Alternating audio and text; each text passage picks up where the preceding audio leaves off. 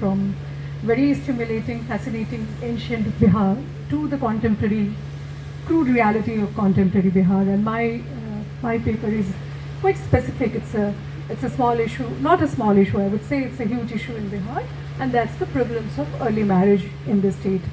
So I and my colleagues had conducted a study on prevalence of early marriage in Bihar in 2021, and this paper is based on the findings of that particular data. Brief context, latest NFHS data is also showing that Bihar is one of the states that's one of the primary contributors to the prevalence of early marriage in Bihar. And apart from, there are many initiatives. Government of Bihar has introduced numerous initiatives to prevent it or check it. Especially in 2017, the government had launched a campaign to check child marriage and dowry in Bihar. So this study was conducted 3 years after that particular campaign to understand what has happened actually, and also to understand why it is still prevalent. The main objective of the study was to assess perception and attitude towards early marriage among young unmarried and married boys and girls, to understand attitude and perception of parents, and we were calling parents the primary gatekeepers, and then community leaders whom we are calling the secondary gatekeepers.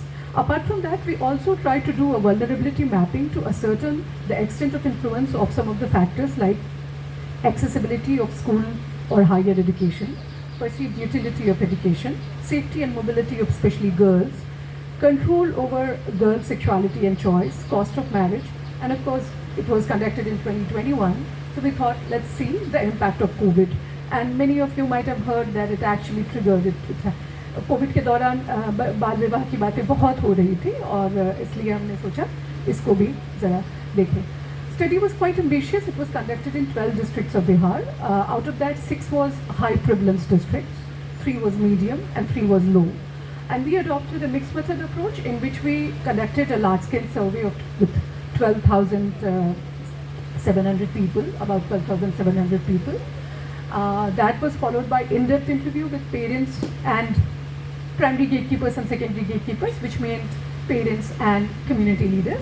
And then we conducted focus group discussion with youth, which were like men, young boys and girls. Among boys, they were in the age group of 16 to 26, and girls were in the age group of 14 to 24. I'll just, since we do not have much time, I'll just come straight to the main content of the. So we have lots of finding, and one finding I have already presented in one of the Gyanotsava seminar, and that was on, not seminar, I think in one of the webinar of Gyanotsava, and that was on pattern time poverty for girls. That was the topic of that particular paper. But today I'm going to talk mainly about findings around perceived utility of education, belief, norms and attitude towards child marriage, and tendency to control girl sexuality and assertion of choices. So first part of my presentation is on social norms towards child marriage. Interestingly, almost all participants said that ये होना नहीं चाहिए, पर क्या करें, करना पड़ता है क्योंकि समाज का प्रेशर है. हम तो चाहेंगे अपनी लड़की को पढ़ाना, पर हम नहीं पढ़ा सकते हैं क्योंकि ये दबाव है हमारे समाज का, हमारे कम्युनिटी का, वो हमें करना होता है. Second finding was that the general perception was ये हमारे यहाँ नहीं होता है, ये छोटे जात में होता है.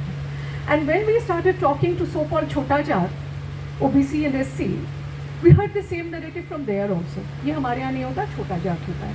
Ultimately, Musahars and Maldaya Muslim in Madhepura and Supal district, they were the only two communities where they, like unapologetically, without any hesitance, they accepted by 18 girls become unmarriageable. So in most of the cases, by 18 they have already 2-3 children. Interestingly, most parents said that ये होना नहीं चाहिए. In fact, when we will go to perceived utility of education, we will see that parents had a very high perceived utility of education.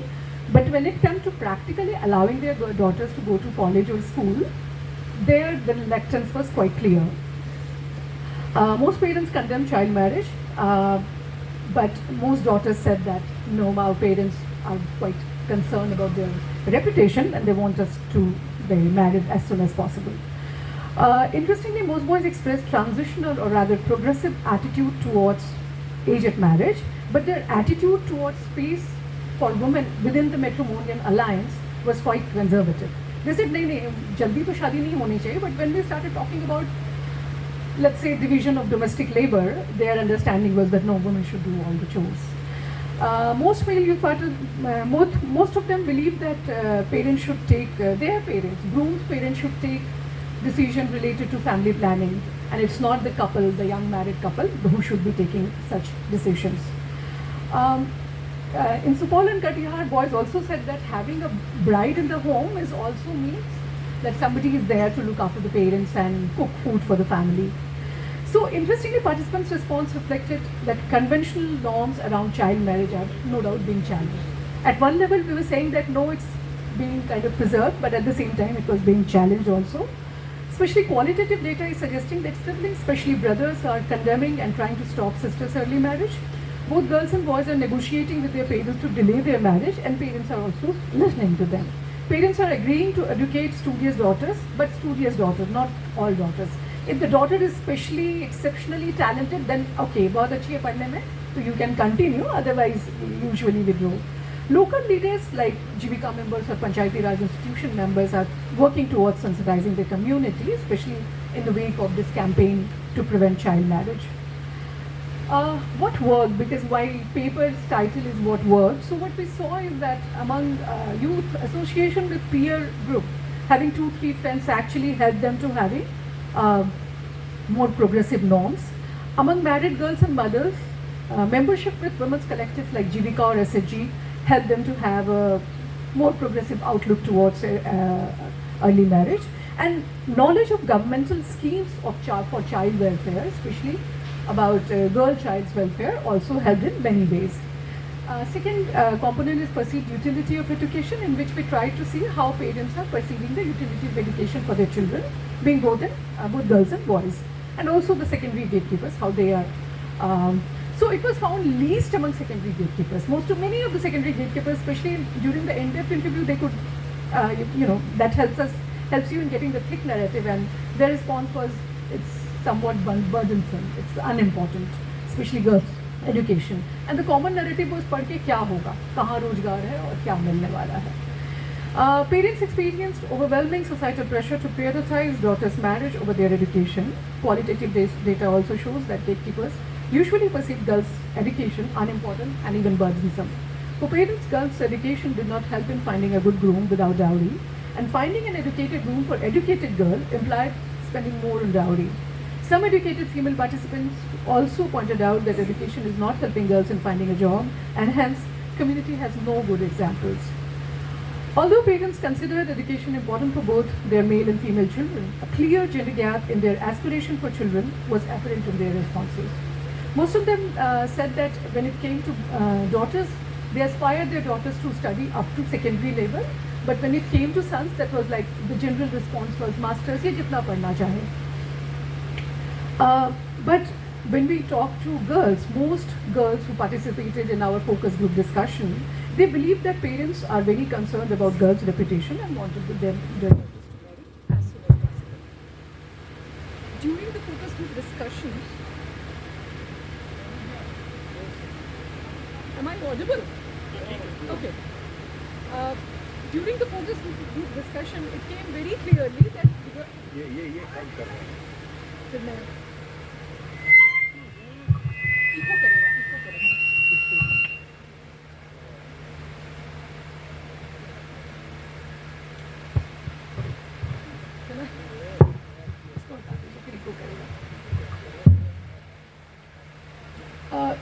during most of the focus group discussion, we realized that girls are actually the idea of marriage.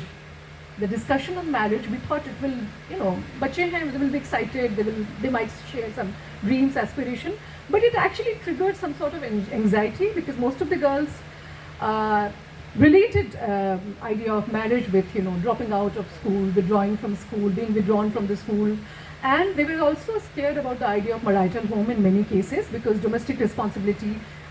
Many of them said that you have to prove your fertility, especially married girls were saying that you have to prove your fertility as soon as possible, and preferably you have to deliver a male child, and that pressure is kind of constant.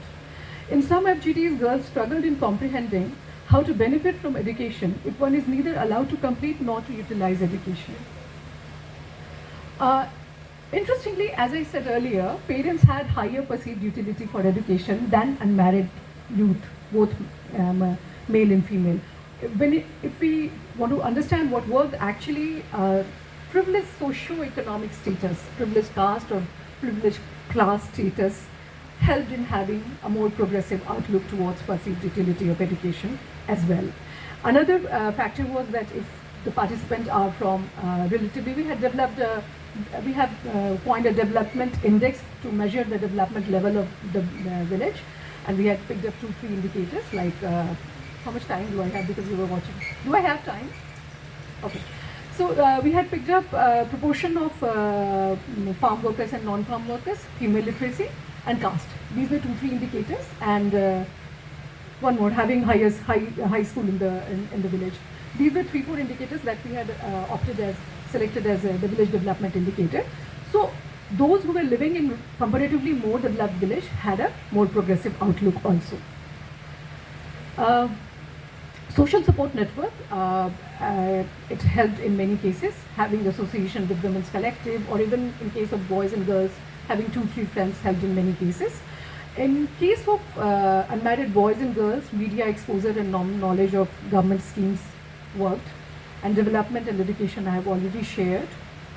Time use pattern, I am skipping it because I have discussed it. This is something I really want to talk about, and I am also going to, in my paper, I am going to focus more on that. We had developed an indicator called tendency to control girls' sexuality and assertion of choice. And one of the most common response of girls during 5 out of 12 LGDs was their parents often pressurize them and even withdraw from school if any girl in the neighborhood or community elopes with any man or marries a man of her choice. Immediately restrictions, mobile phones are seized, girls are withdrawn from school. That emerged in Aurangabad, that emerged in Supal, that emerged in Madhubani, that emerged in one more district. Most general caste parents emphasized over the significance of girls' purity for her and her family's reputation, and also noted that in marginalized caste, often referred as so-called small caste, parents usually do not know how to regulate girls.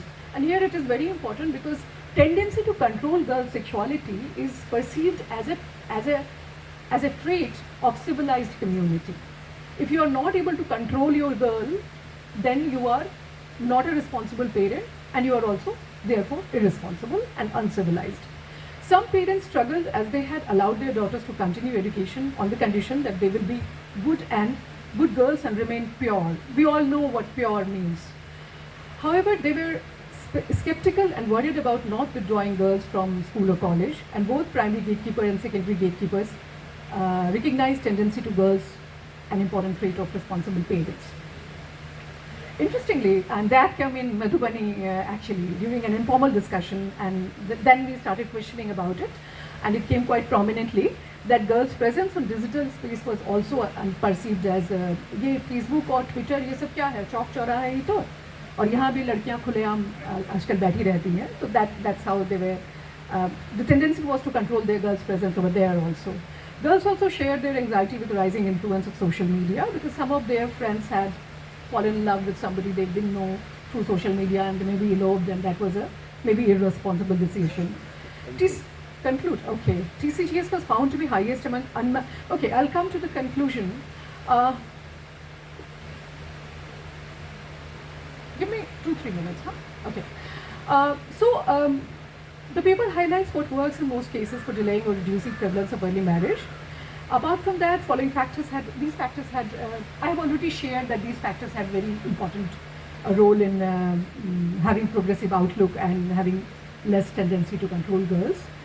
Apart from what worked for reducing prevalence of early marriage, my paper also underscores the gender paradoxes of rural Bihar, wherein patriarchal norms around age-age marriage are being challenged, while tendency to girls' sexuality and assertion of choice is celebrated as a reflection of civilization.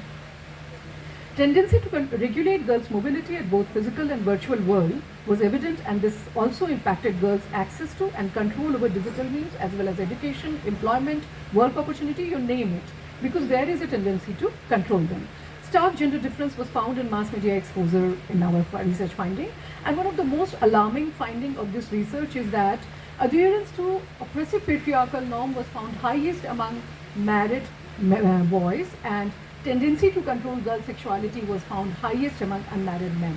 And that we thought is quite alarming, and in my recommendation, we have been talking about we need to work to sensitize young boys, and we need to work from there. Thank you for, dragging you to very, very crude reality of contemporary Bihar. One more fact, we think that people have internalized gender norms, but my research is showing that girls were painfully cognizant about gender-based discrimination and the oppression they have to face. And but like we also hit the ground with this idea that okay, there is deep internalization, but this generation with this access to social media, there is a political scientist in Ajay Gudavarti in JNU who talks about that how social media sites are opening your access to the wider world. So that aspiration is there, understanding is there, so you are able to understand what's happening with you should not be acceptable. Thank you so much, sir.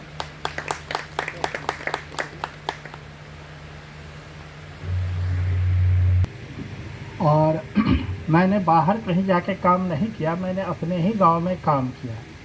मेरे गांव का location और उसका जो social structure है, आप ऐसे समझिए जो शायद हिंदू का कोई ऐसी जात नहीं है जो मेरे गांव में नहीं है। गांव का पॉपुलेशन लगभग 25,000 है, एकदम रिमोट है, बाढ़ अफेक्टेड एरिया है।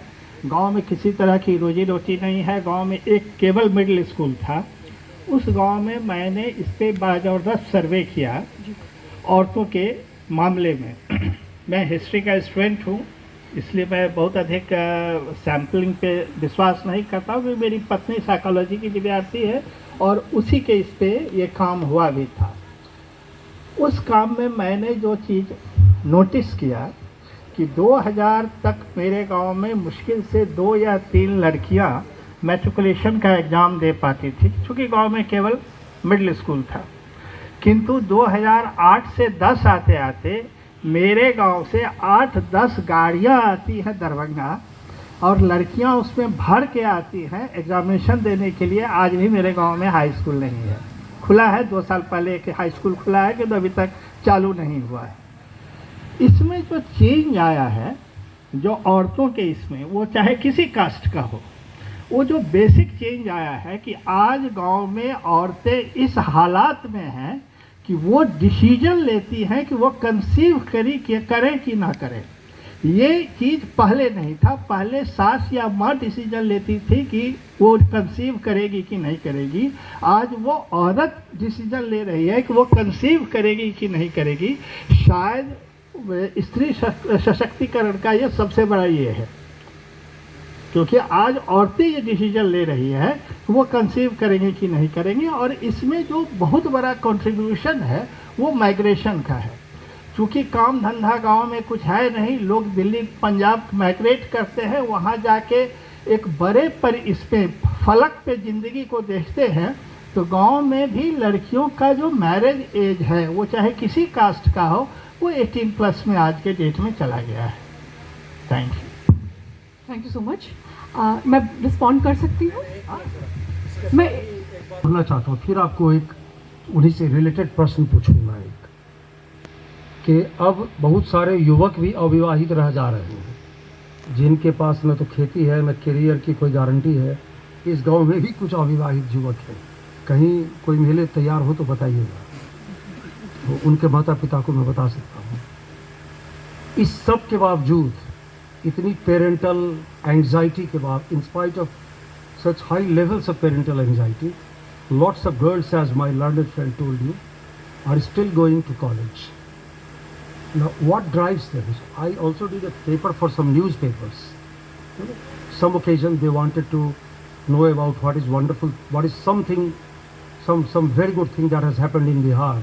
And some of us thought girls' education was the best thing to have happened in Bihar in recent decades.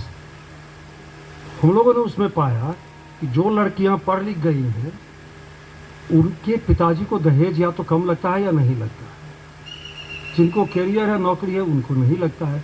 जो लड़कियां अंग्रेजी बोलती हैं उनको कम लगता है। तो इस पूरे एंगल का, इस सेक्सुअलिटी के एंगल का एक इकोनॉमिक्स भी है।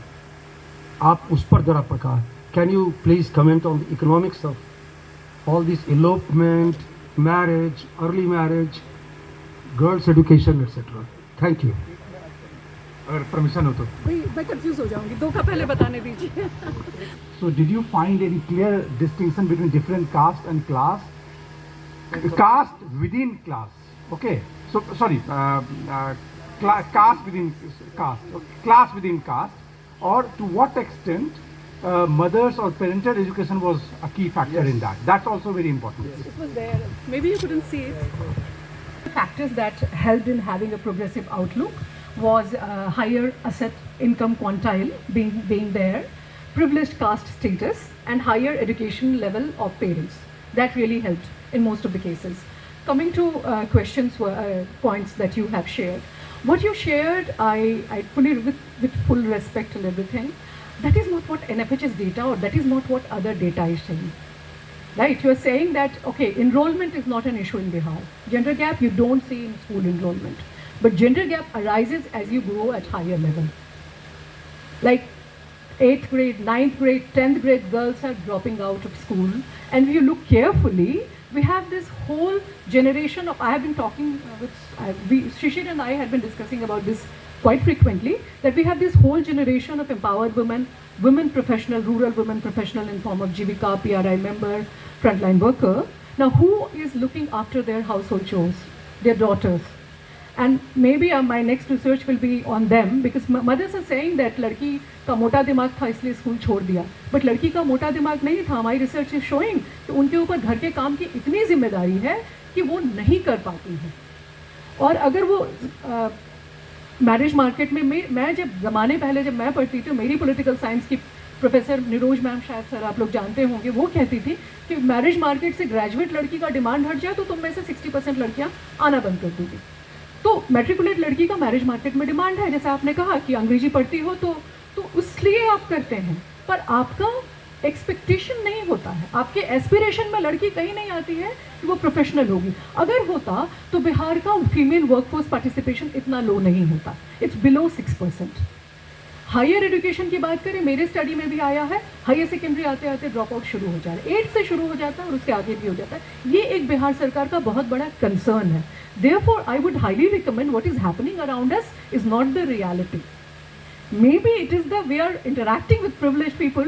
Manoj Jha had a very interesting, when BBC had interviewed Manoj Jha, and उन्होंने कहा कि हमें लगता है कि हम इतने कम कैसे हो सकते हैं, पर बात यह है कि इस कॉन्फ्रेंस में हम कितने लोग हैं और हमारी जात क्या है, अगर हमें पता करने की कोशिश करें तो हमें समझ में आ जाएगा. हमें लगेगा नहीं हम इतने कम कहाँ हैं, पर हम रियलिटी नहीं है. We don't represent the majority of the Indian population, and therefore I would say that we need to look at the data, be it census data, NFHS data, NSSO data. Thank you so much.